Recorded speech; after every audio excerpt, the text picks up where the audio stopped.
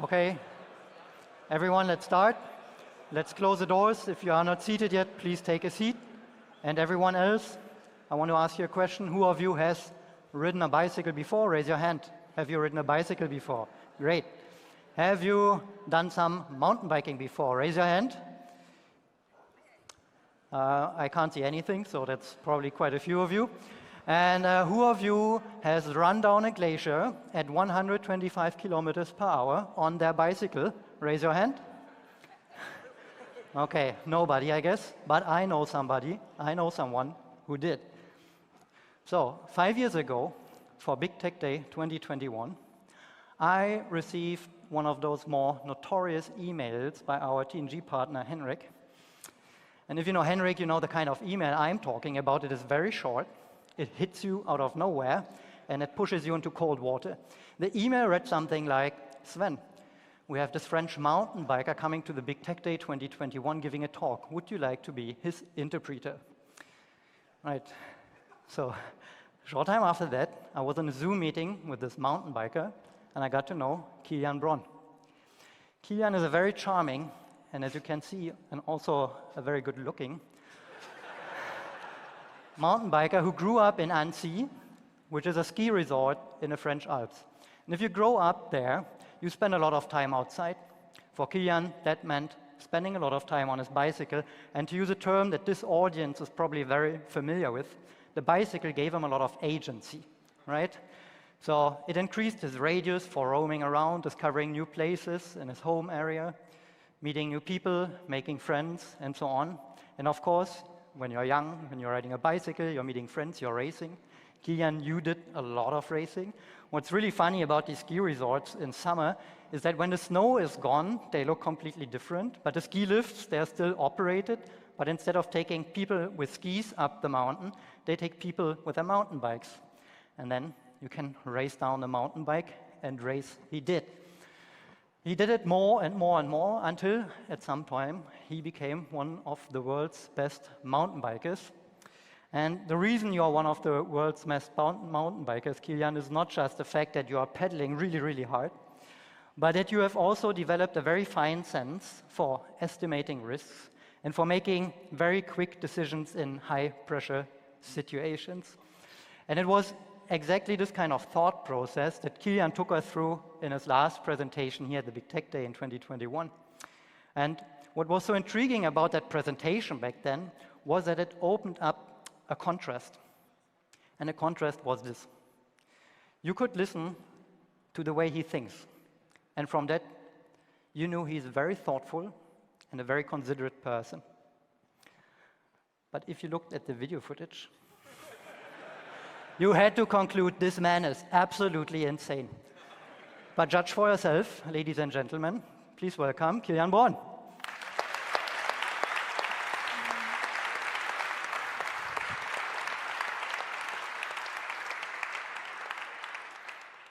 Thanks a lot, Zen, for your words. Yeah, I'm happy to be back. So thank you. Thank you for being here tonight. And so my name is Kilian Bron. I'm a professional mountain biker since the last 15 years now. Time is flying. But my profile as a mountain biker is a bit different compared to other riders. It means that, I'm still training a lot in order to race because I'm a real competitor. But I'm also an adventurer.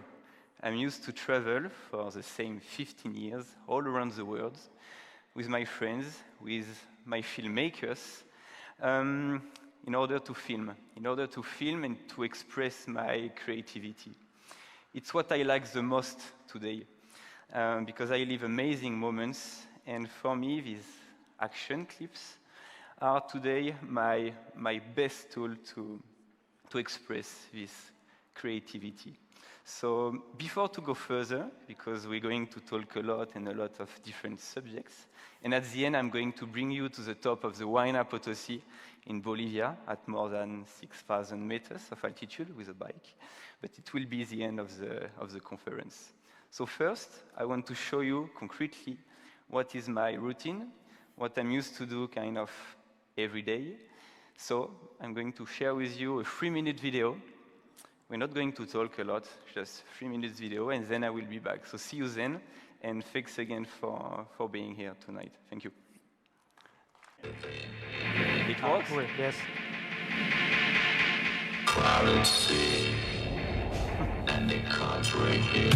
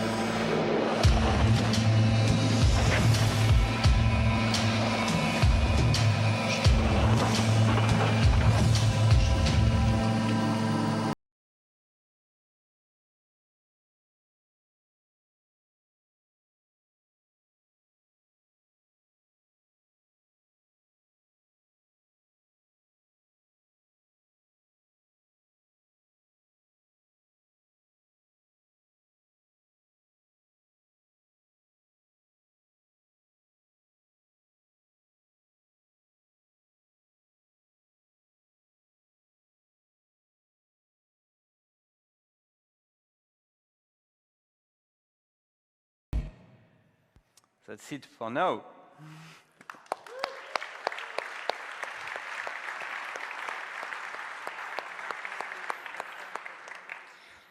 Yeah, thank you. And tonight it will be like an addition of some speech and videos. So here we are. And it's a good recap and a good reflection of what my creativity is. And yeah, I enjoyed a lot to do that. But something is missing. I mean, all the teamwork hidden behind all this work. And 5 years ago, I started to get a bit bored about what I was doing. When I say bored, I mean that every season was a repetition of the same races, a repetition of the same concept for these videos, and I wanted to express more, to share some, and I mean more messages. So that's the reason why we decided to work on documentaries. And at the same time, I've discovered a new job as a realizator, and it was amazing. I had this feeling to open a new door where I was able to share the beauty of the landscape, the beauty of the cultures, the traditions, all the people that I met on my way. We organized a lot of interviews, including my media team of filmmakers, of photographers, of guides, and it was amazing. And since 5 years now, my job totally changed in the good way. And that's one more reason that, yeah, I'm happy to be here. So I understood that the word sharing was really important. And I have an anecdote to share with you.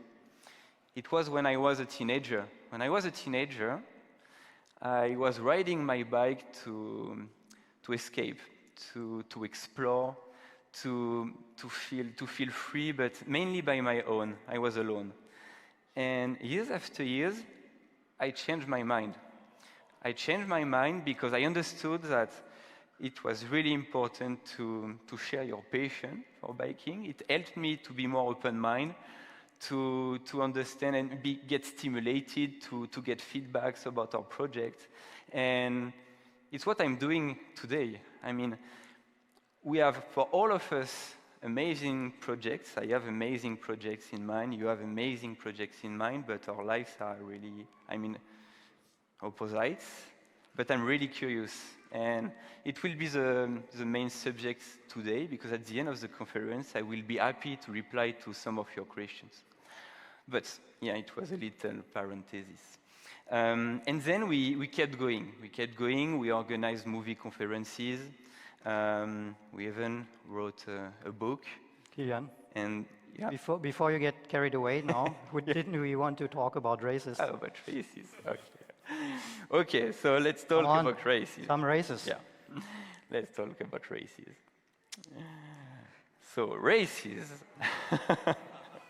Yeah, and for some of you, you remember my first intervention in 2021, where we were commenting, all together, one of my previous run of the Mountain of Hell.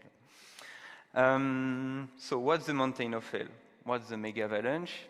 It sounds interesting. Yeah, Mountain of so Hell. we are a lot of riders in the middle of the snow. So no, this kind of race, we used to start at more than 1,000 or 1,200 people at the same time from the top.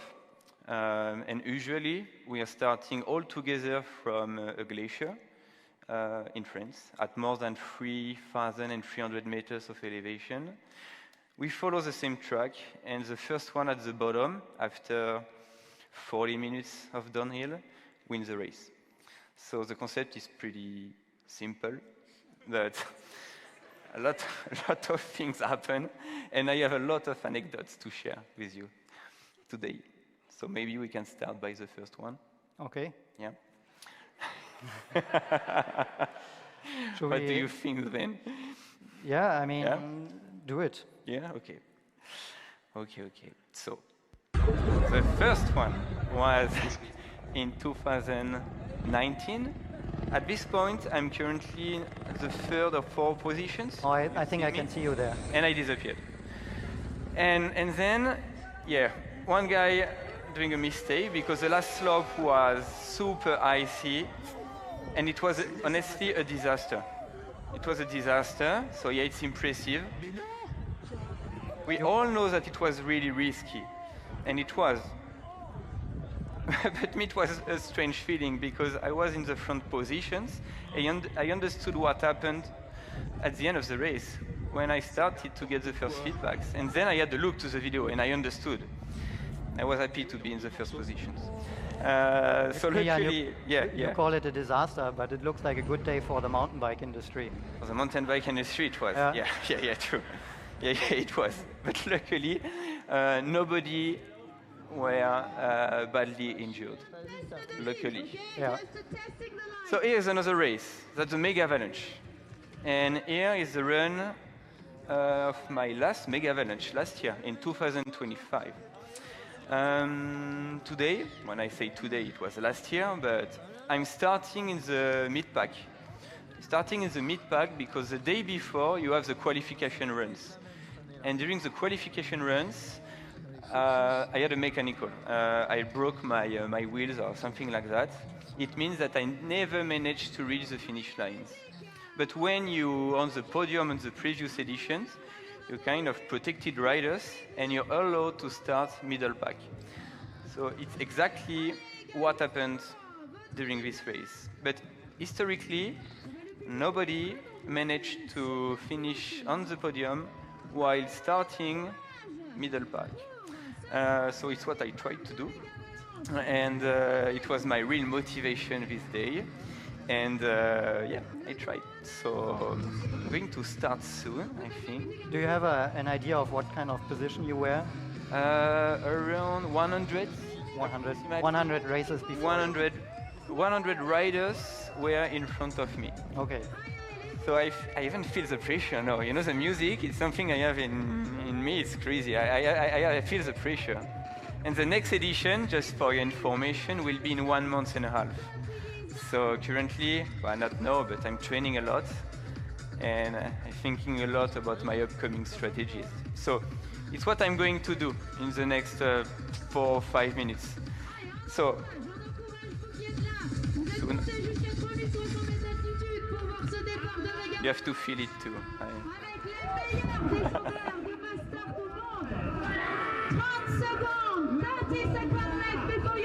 She say 30 seconds, but I think it's less. Yeah, it was less. So, yeah, the first part is a carnage because the snow is really soft, and I simply try to avoid other riders. So, yeah, it's a disaster. It's a disaster. I'm definitely not riding at 100k per hour. So my strategy first is to go on the right to avoid any riders and to find a line where I can go fast. So it's what I try to do, and I try to overtake the first riders. So at this point, I feel a bit less under pressure because I managed to take the first right corner. And then I say, okay, I know what I have to do. I know that I have to go full gas. And I know that it's pretty risky. But I know that I have to stay on my bike. So it's what I'm doing currently. But yeah, it's a pretty strange feeling. So you're going to understand why now. I'm going to go full right. And then even if the snow condition is not so good, I'm riding right now at 100 kilometers per hour. Yeah, right now. And it's, yeah, it's even funny for me to watch these images. It's like so yeah, and right after that, I tried to open a new line, a legal one. And yeah, it's what I'm doing now. I'm going straight to avoid the last snow part. So I'm in a huge rock garden. It's not so flowy. Yeah, it works for now. So yeah. That looked like there was a broken bicycle on the ground, right? Say again. It looked like there was another broken bicycle next to you. Yeah. Yeah. Somebody tried the same, but did not succeed. Do you know how many people you could overtake with this maneuver? Yeah. At this point, I'm currently at the 13 or 14 position. It means that in the first 4 minutes, I overtook 80 riders. But I had to do it because right after this part, and you're going to have a look to it, there is no more snow, and the track becomes a single track. So I know per advance that it's going to be really difficult to overtake.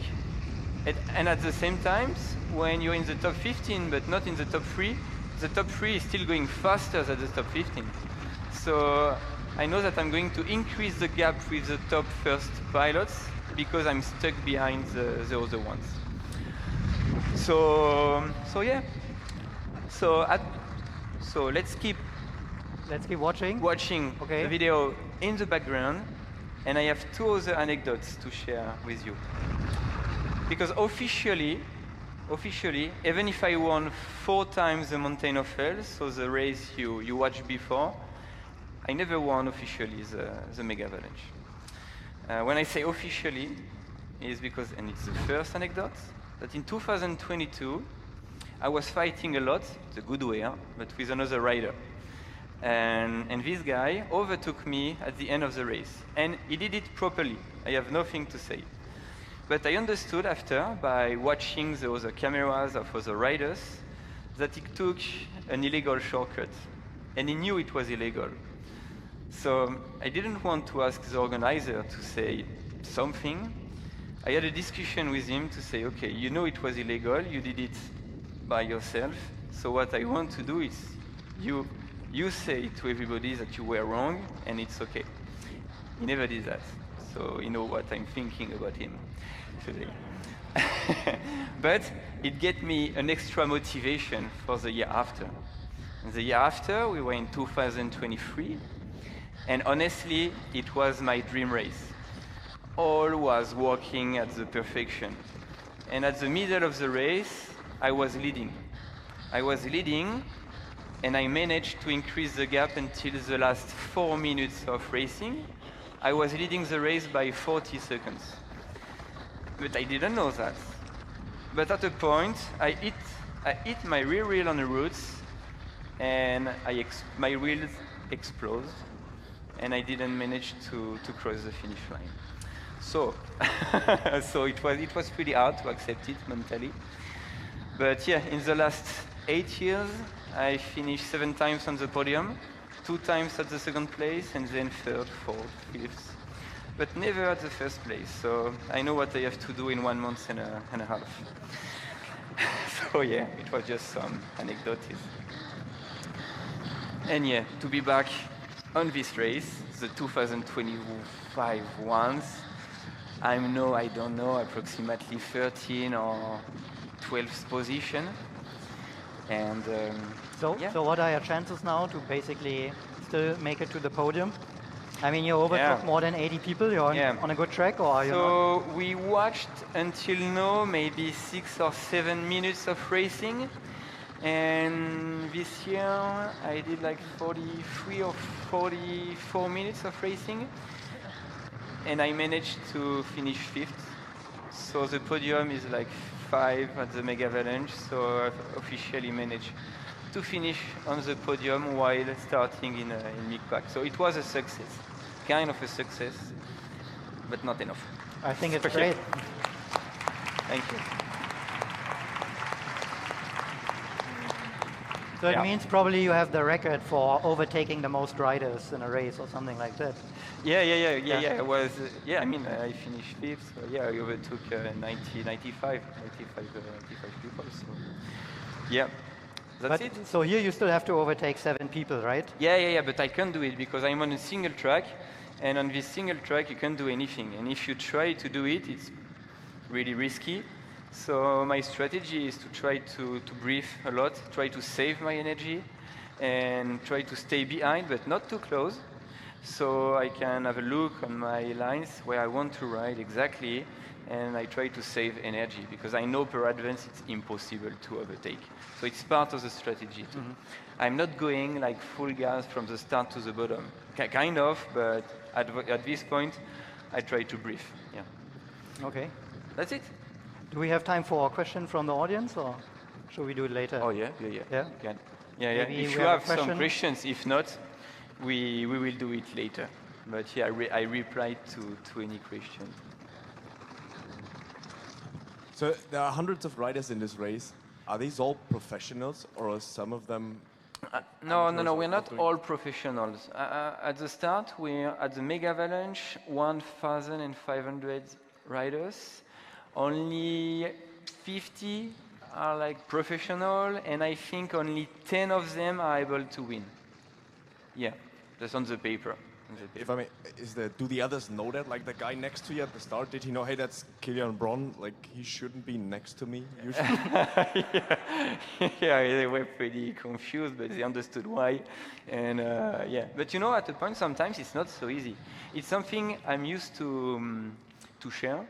It was definitely easier to win my first mountain of hell because I was not, I'm going to say an outsider. I was an outsider, so it was easy.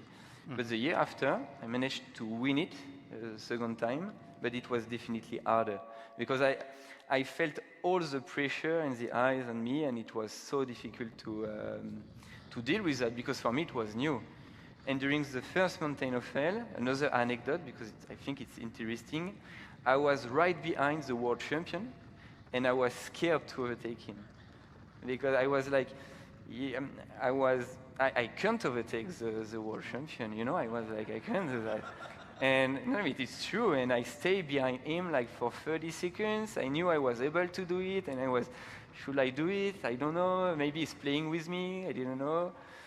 And I did it. And but it was really intense because, as I said before, I'm a dreamer. So it means that this guy, I was like, wow, he's a world champion. He's an inspiration. And it was hard to accept that I was able to do it in the first years. So back in the year, it was in 2018. But yeah, I remember it like if it was yesterday, like a flash. Yeah. That's it, I mean. Okay. Maybe we can go just right to the end because I tried. Yeah, I think we're almost there. I tried to overtake him.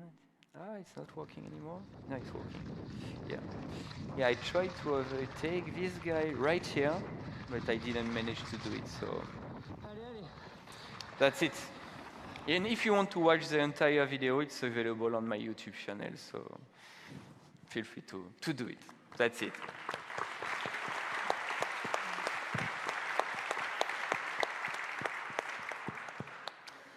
So yeah, thank you. So we're done with the racing part. And now I'm going to talk a bit more about risks. You had a little overview before. But what I want to say first, it's to become a professional mountain biker, it's not all about taking risks. To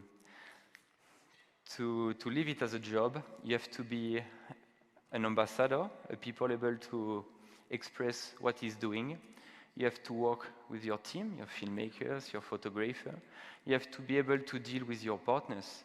You have to stay creative, and you have to accept all this like ecosystem. And it's what I like to share with the new and young generation. It's not an addition of taking risks. It's part of the game. We know that, and I accept it, but it's not all about taking risks. And if we isolating the risks, what I like to share is that the risk, it's a process. So for sure, when I'm riding fast, I have a lot of adrenaline and endorphin rush, but what I like is to be in my bubble before. It's a process. I try to visualize the situation, and I'm always trying to avoid any like emotions. Or when I'm riding near a cliff, I try to avoid what there is on my right. I'm more focused about the line, about the cliff near my grip. I try to be fully focused on the line and what I have to do. It's really interesting, and it's definitely what I like the most to do while I'm taking risks. And it happens when I'm scared. Being scared is like an alert. And when I'm scared, it pushes me to create this like little bubble. It's how I like to visualize it. And then, after that, you say, okay, I did it well, most of the time. And I say, okay, how was my preparation? How was my work of anticipation? What did I feel when I was riding? And I like to analyze everything. And yeah, it was important to share this subject with you. And it's part of my job, so I have to accept it. So now it's a bit deeper, because taking risks is sometimes a tribute to my missing friends. I'm doing a sport, and I'm spending a lot of time in the mountain, where yeah, sometimes I lose friends.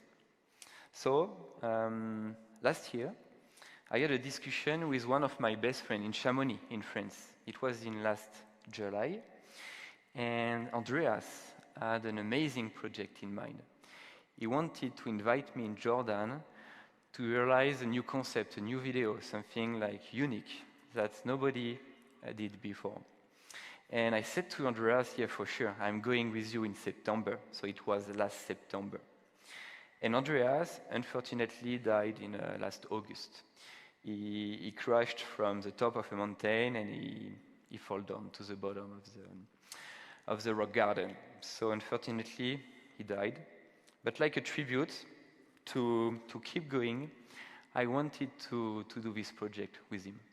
So finally, some weeks ago, like less than 1 month ago, I was in Jordan. So what I'm going to share now, it's like an addition of raw content. Nobody before, watch this kind of content. But I remember that because it's another anecdote. It took me time. It took me time to mentally accept that I was able to do it by my own. I know that this project in Jordan was a risky one, and it was even more difficult because on day one, when I was in the middle of the Wadi Rum desert, we're participating to a rescue to a missing guide. And unfortunately, we found this guy died at the bottom of a cliff. So it was even more difficult because I was in a country that I don't know, with people I don't know, and it was really hard for me to accept that I have to communicate about my doubts because I was feeling bad. And mentally, you can believe me, it was really hard to, day after day, to understand the situation, to accept it, and at the end, enjoy what I'm doing. So yeah, sorry for that, but I want to be really transparent, and it's important, but because it's part of my job, even if what I like the most, it's deeply my passion. I know it's not always beautiful every day. So I wanted to share that with you. So now, maybe Now I can show you want to some- share the footage that you did. Yeah, exactly. So finally, I managed to enjoy the trip, but it was a process. It was really hard. And what I want to show you now, it's what we did. So it's an addition of raw content. And now I want to share with you the concept. The concept was to spend approximately 15 days in the middle of the Wadi Rum desert.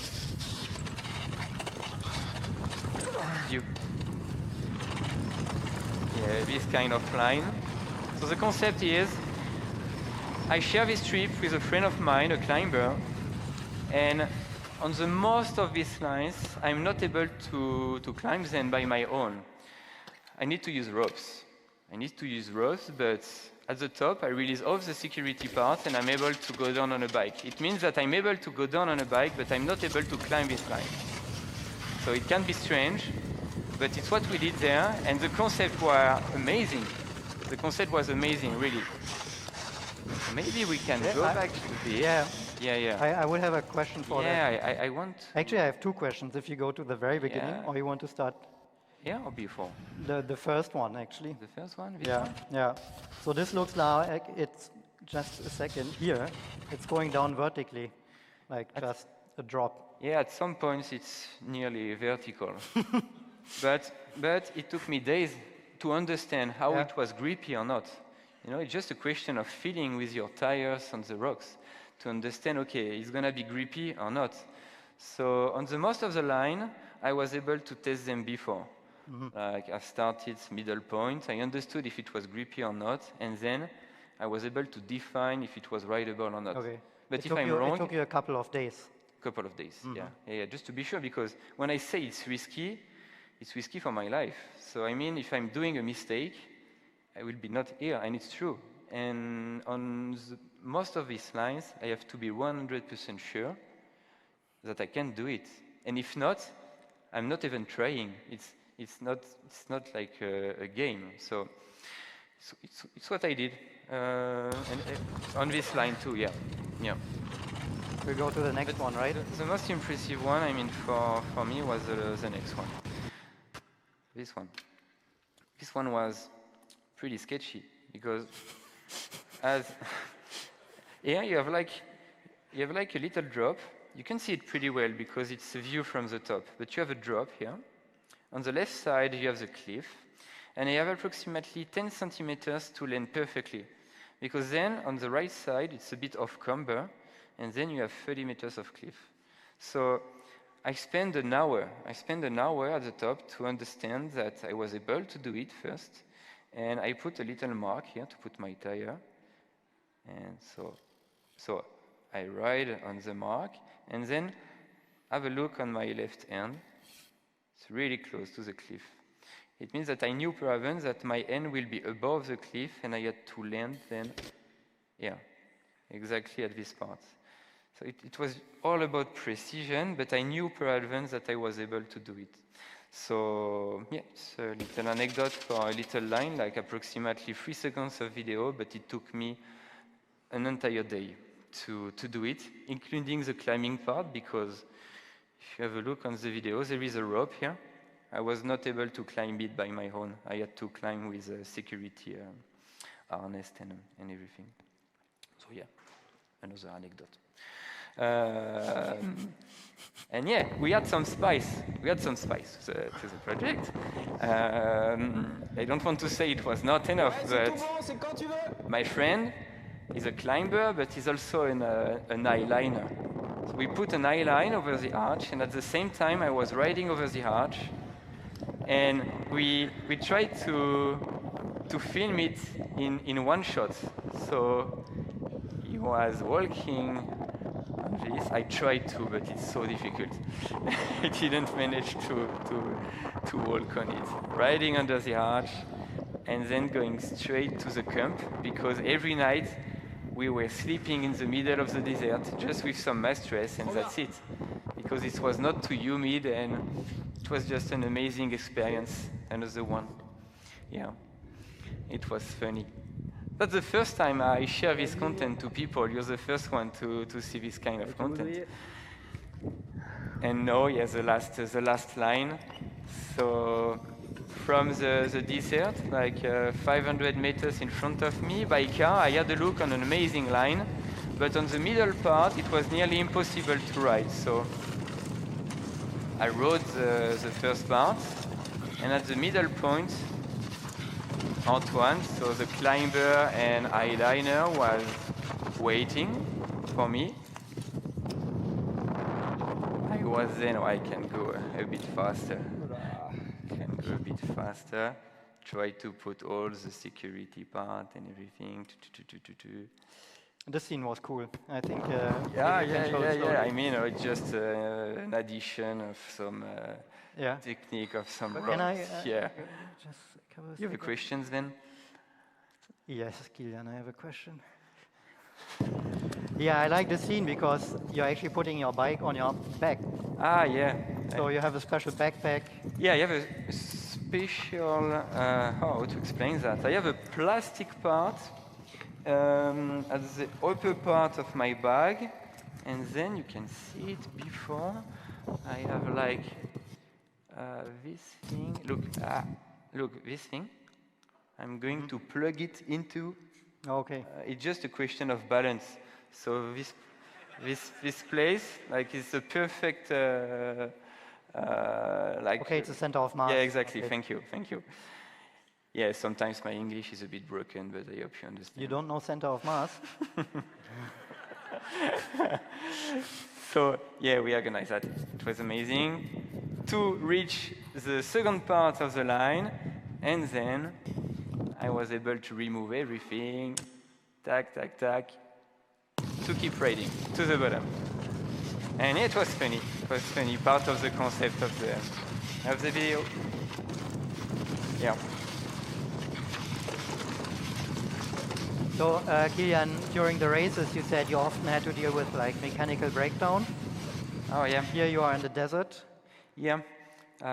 Because we can't forget that it's a mechanical sport, and sometimes we have some broken parts. When I'm able to do it, I take a spare bike. It's what I did there. I had 2 bikes, the same ones, and if something happens, I was able to fix it. But I have to be 100% confident with the products that I'm using. It means I have to be confident with myself, but I have to be confident with my bike, because at the end, it's only one piece. So it's also, part of the process to be sure that your bike is as prepared as that you are, and just that I trust my bike at 100%, and I have to, because if not, I'm not doing everything. That's it. Yeah. Cool. That's it for the Jordan part. What's next?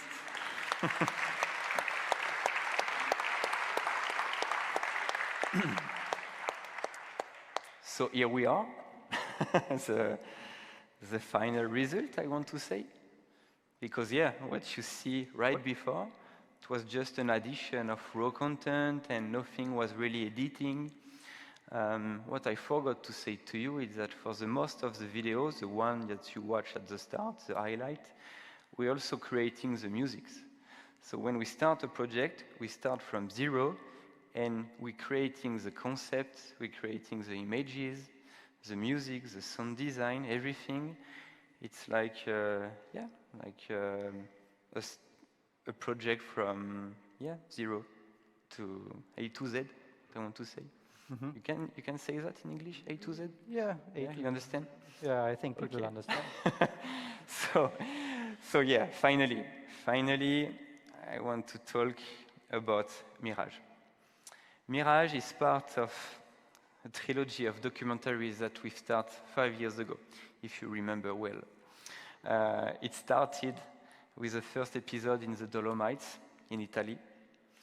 Then we traveled to Nepal in an isolated valley, far from everything, to live an authentic version of Nepal.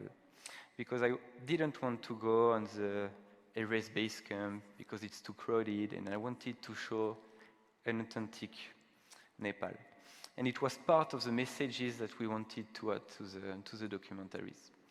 And then, finally, we went to Argentina and Bolivia on the way to the Huayna Potosí, the summit at more than 6,000 meters of altitude, with the last 1,000 meters on a glacier.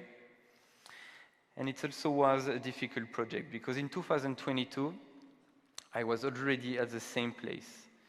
I was already at the bottom of the Huayna Potosí, trying to reach the summit, but I failed.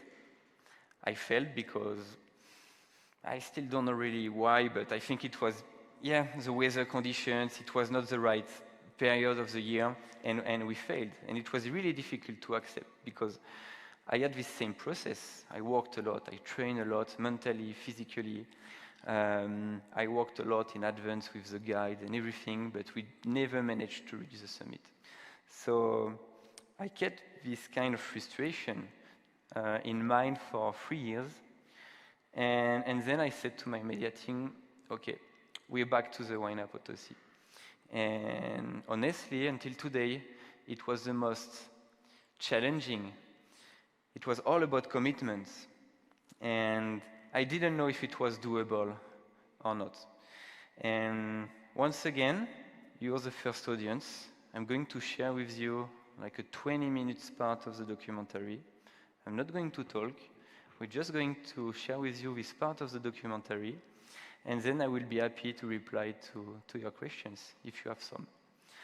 So, thanks again. Enjoy this 20 minutes part of the documentary, and see you in 20 minutes.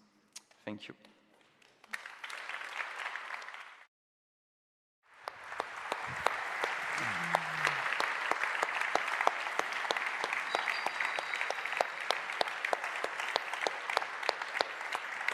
So, Kilian, thank you very much for showing us these 20 minutes from a full documentary that takes, I think, 75 minutes. Yeah. And it will be broadcast as a national event, you could say, on the 9th of June in over 80 cinemas all over France. Yeah. So that's, I think you went quite away from, showing us this footage, this unedited footage in Jordan, to making extremely professional and beautiful documentaries that, so many people will watch. Congratulations. Thank you. Yeah, what a beautiful video. Thank you.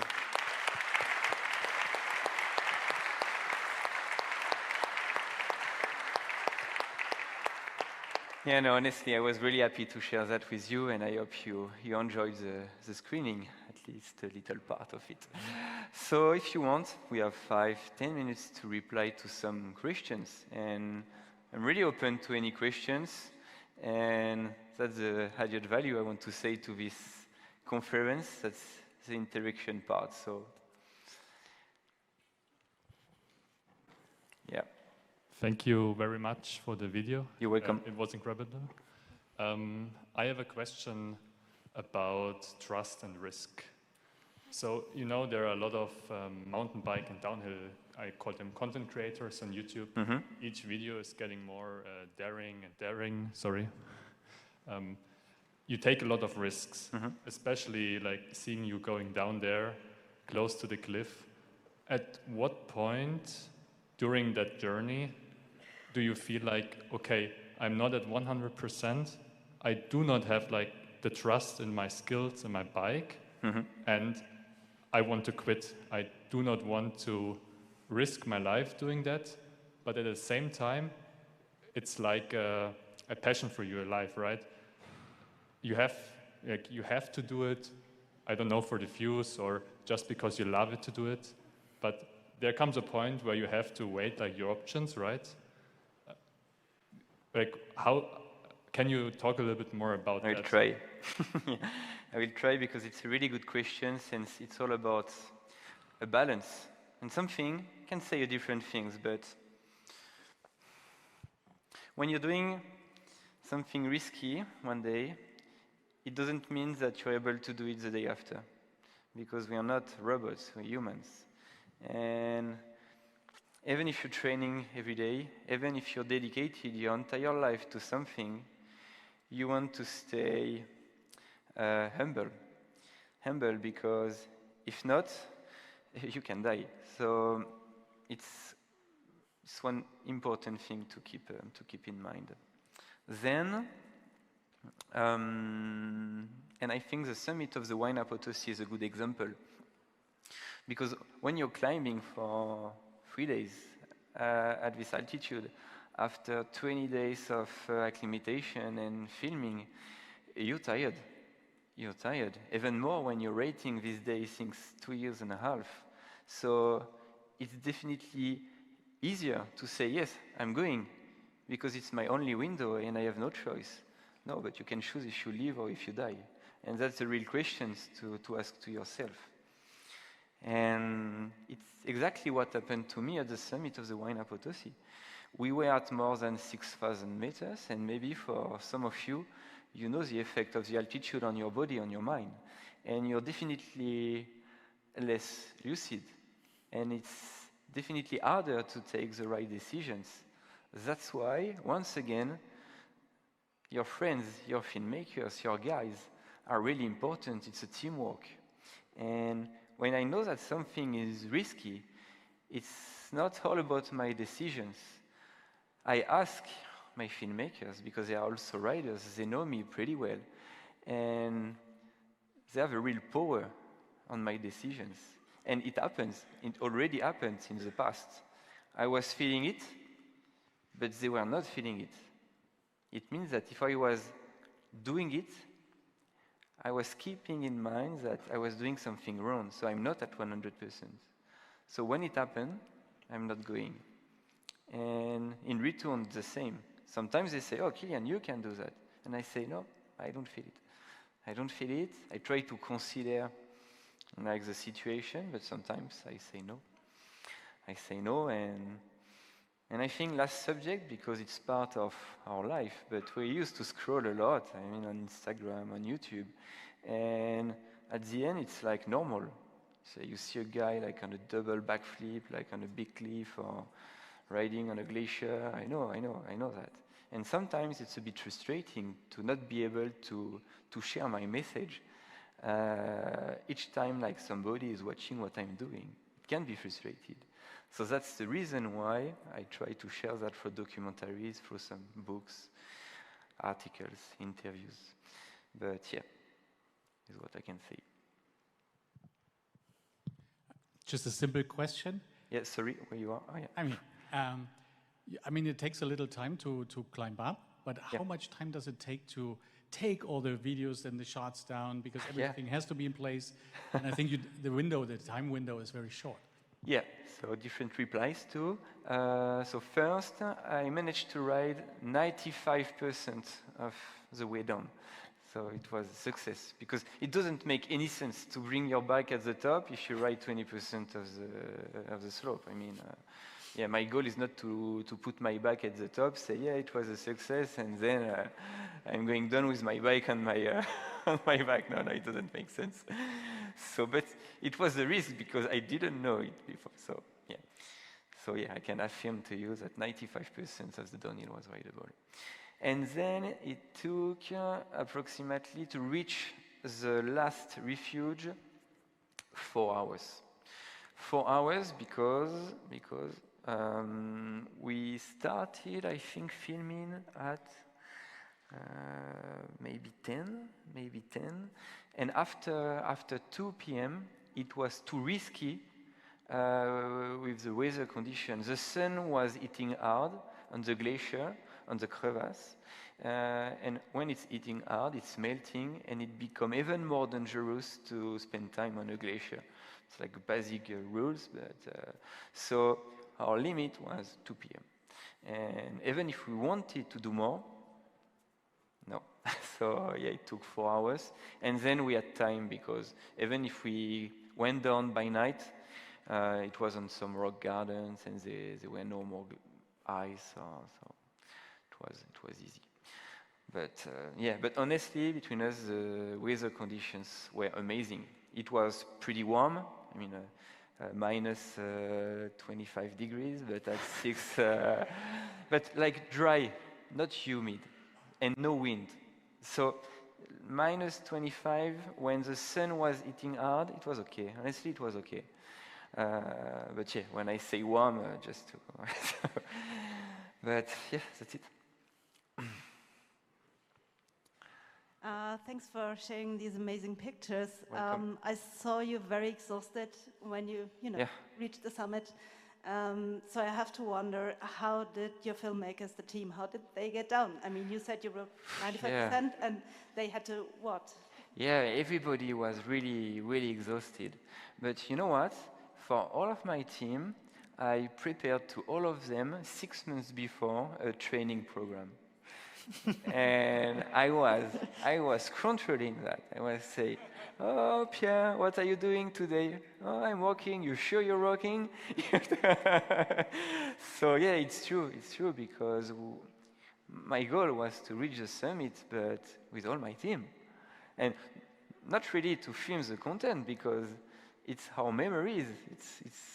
It's what we're going to remember for our entire life. And that's the most important at the end. And when I'm sharing a story or an experience, I'm a bit frustrated sometimes because what you live in life will be never replaced by some images, or it's part of frustration. So, but everybody trained. Everybody was approximately in shape. They pushed a lot. And you know, with the adrenaline and everything, I think they were like really stimulated, and they pushed until the really end. And I think what I managed to do was to spread the message, as this project was not my project, but it was our project. And in terms of motivation, I think it was something, and I'm proud of it. It's when Pierre reached the top. He did it for him, for his family, for us. He not did it for me to take pictures. And it's deeply what I wanted to do. And I think it was helpful. I have a question. Yep. You said before that you consider you and your bike as a unit. Yep. I'm wondering, throughout the years, like how many bikes you actually cycle through, and Okay. how long it takes you to take trust in the bike that you can do the things that you do. Okay. So yeah, I'm riding like every year approximately 10 bikes, but all these bikes are with the same partners.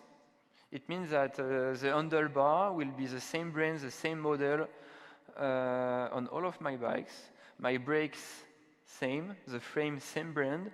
So I trust in the products, and I have to. But then I have to trust in my mechanic, because at home I have a mechanic fully dedicated to build, to fix my bike.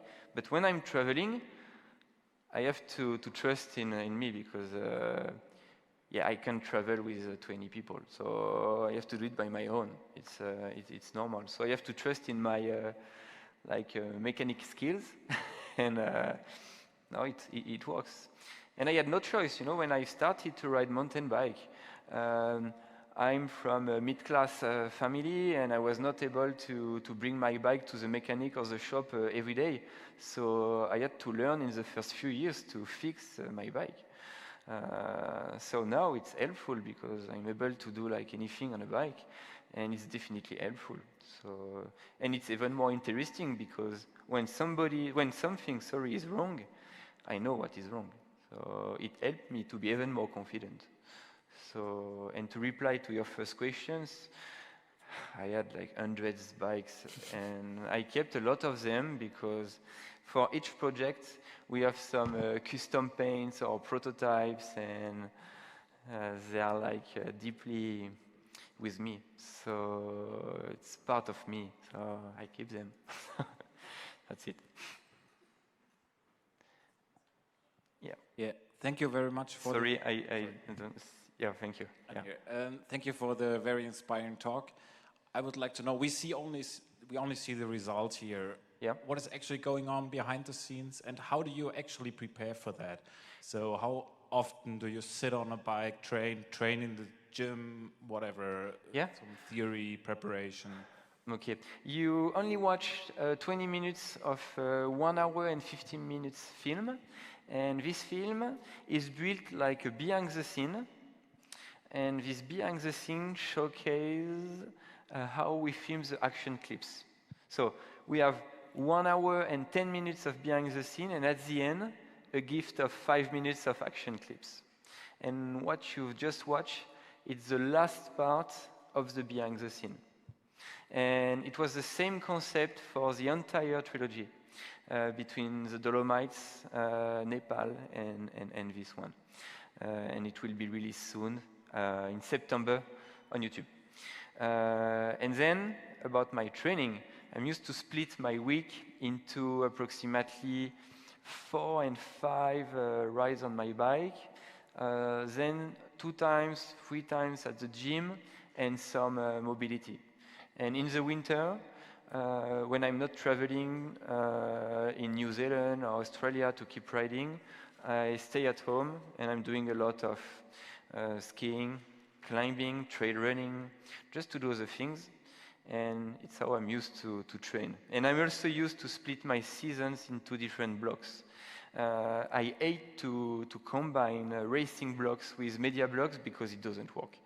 So now, for example, when I was back 1 month ago, a bit more from Jordan, I finished a media block. And then I restarted a training program. And I build my training program like a pyramid. I build the foundation with different kind of training to my goal. And my goal is the mega avalanche. I'm sure you understood that. And it's what I'm doing currently. So yeah, it's all about balance, yeah, and splitting my yeah. Good. Yep. Yeah. So I assume that the filming sometimes can be annoying because you have to stop, you have to reset the cameras and stuff. If there was a way to do the same stuff and, you know, live this life without having to film it, would you prefer that? A good question. When I'm starting to ride bikes at 12 approximately, 12 years old, I understood that mountain biking was my passion. And some months after, or maybe years, I started to ride in downhill with some friends. And I had a camera, and I was used to stop to film them. And I quickly understood that filming and creating content was a second passion. And then people gave me the opportunity to travel with my bike. And I then understood that traveling with my bike while filming and riding like amazing places was at the end my real passion. So no matter if I'm riding or filming, it's 2 different things, but I'm enjoying that at the same level. So yeah. Maybe 1 or 2 more questions? Yeah? So the video was great, and I'm really inspired by it. But As you ride down the hill, it seems sometimes that you have really fun and enjoying yourself moving the back tire, like drifting. Yeah. Is there any reason for that? Or maybe is sometimes any reason for that and you steer the bike with it? Yeah, it can be part of the process to understand the feeling with my bike. When you're, riding fast, my first contact with the ground is my tires, and I have to feel my tires like my hands or my feet, and to help me to understand how it's grippy, how I feel the ground. I like to be like drifting all the way down. What you have to know, it's when you're riding a bike, it's not two wheels who are moving. It's two little points under your wheels who are drifting. You're always drifting. It's like skiing or surfing. It can be strange, but it's exactly what happens. You're always drifting.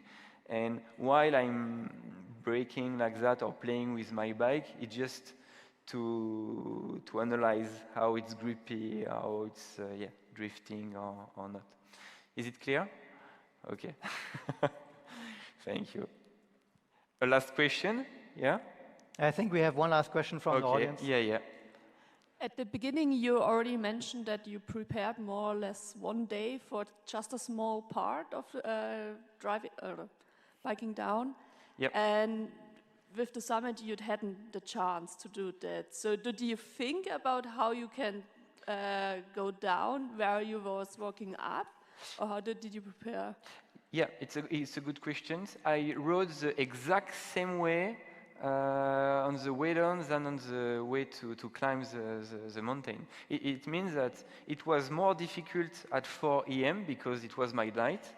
But when I was climbing, I was at the same time analyzing and try to remember every part of the last push. So it was a mental exercise to know, even by night, to know if it was rideable or not, to understand how the crevasse and all the holes were, and I tried to memorize everything on the way up before to go down. So it was a different exercise, but at the end pretty similar. So it's what I can say. I think we're done. Okay. Yeah, Kilian, before we finish. Yeah, I'm available then to reply. Yeah, you will be around to talk, discuss. Yeah, for sure. And before we finish now, maybe do you want to tell us about your next project after your racing season? Yeah. But racing season, you understood. And about my next project, I'm currently working hard on the next step. And it will be in next January, still in Argentina, in Chile. I have a potential world record in mind, and this world record is to climb in 4 or 5 days the Aconcagua. The Aconcagua is the highest summit of America, and I would like from the top to reach the ocean in Chile in less than 24 hours. It means that I have to start at 7,000 meters of altitude to 0 in Chile, and I have approximately 300 kilometers to do in less than 24 hours, but with my mountain bike in high altitude, and it's approximately 9,000 meters of elevation down, because I have 2,000 meters of elevation up on the way. So it's a big challenge, and in terms of communication, I would like to do it in live. So it's going to be really different. So at the end of the year, I'm going to spend 2 months in Argentina to prepare everything and make sure that we can do it. So here's a man with a project. Thank you very much, Kilian. Thank you.